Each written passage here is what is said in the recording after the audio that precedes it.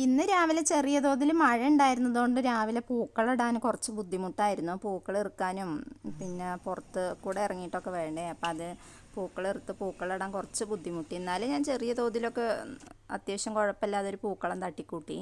അതൊക്കെ കഴിഞ്ഞപ്പോഴാണ് കേട്ടോ ചന്ദന ഹോസ്റ്റലിൽ നിന്ന് വന്നത്. അപ്പോൾ അവൾ രാവിലെ നേരത്തെ വന്നായിരുന്നു, ഭയങ്കര വിശപ്പായിരുന്നു. അങ്ങനെ വന്ന പാടെ ചോറ് കഴിക്കുകയാണ്. സാമ്പാറും കറികളൊക്കെ ഉണ്ടെന്നാലും ഒരു മുട്ടയും കൂടെ പൊരിച്ച് തരുമോ എന്ന് ചോദിച്ചു. അപ്പോൾ ഞാനൊരു മുട്ടയൊക്കെ പൊരിച്ച് കൊടുക്കുകയാണ്. ചോറ് കഴിക്കലൊക്കെ കഴിഞ്ഞിട്ട് പിന്നെ അടുത്ത ട്രിപ്പ് തുടങ്ങി. അവൾ ബേക്കറി എന്തെങ്കിലും ഉണ്ടോ എന്ന് തിരഞ്ഞു നടന്ന, അപ്പോൾ അച്ചപ്പം ഇരുന്നിട്ടുണ്ടായിരുന്നു, അതും കൂടെ എടുത്ത് കഴിക്കുകയാണ്.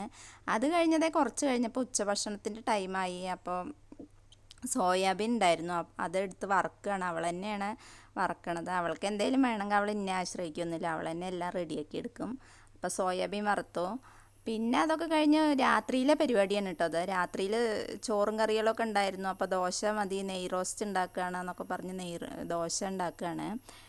നെയ്യൊക്കെ ഒഴിച്ചിട്ടാണ് ഉണ്ടാക്കണത്. അങ്ങനെ ദോശയും ചമ്മന്തിയും കൂടെ കഴിച്ചു. അതോടുകൂടി ഇന്നത്തെ ദിവസം കഴിഞ്ഞു കേട്ടോ.